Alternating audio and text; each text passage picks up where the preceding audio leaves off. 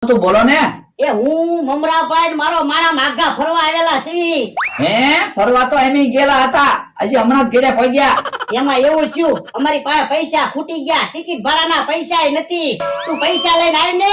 Hello ભોળા, અવાજ બરાબર નથી આવતો. પણ મને તો અવાજ સંભળાય છે. તું ટિકિટ ભાડાના પૈસા લઈને આવ ને. હલો હલો, કવરેજ બરાબર નહીં આવતું હોય, અવાજ નથી સંભળાતો.